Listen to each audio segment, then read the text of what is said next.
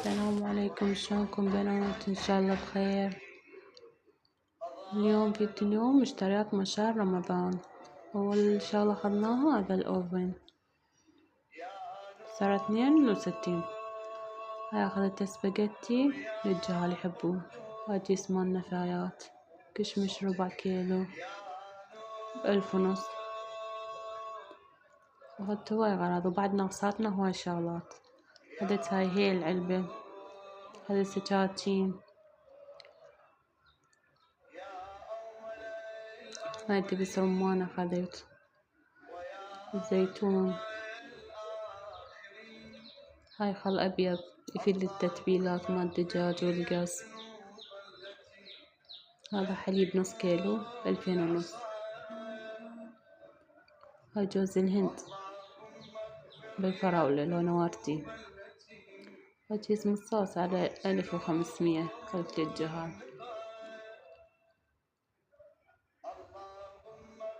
هاي سمسم نص كيلو ب2500، الكيلو ب5.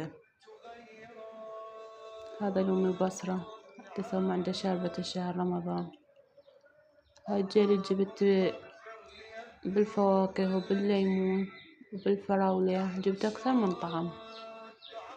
هم تحبون الجيلي لو لا؟ أنا جهالي كلون روحهم عليه. هذا كاستر أخذت كيلو ب2000.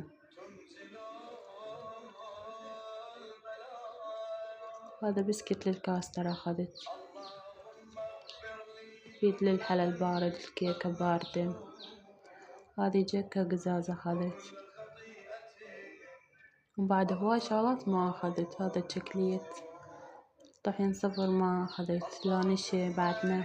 هاي بهارات قواطع يعني حلوة بهاراتها. ذني هم نوعين جيلي. سالفونا اشتريتوا رمضان لو بعدكم؟ احنا نص المسواق بعد نص.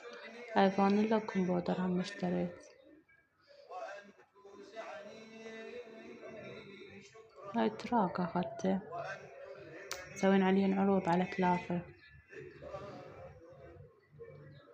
هاي شورت وفانيلا ماشين كلش حلو.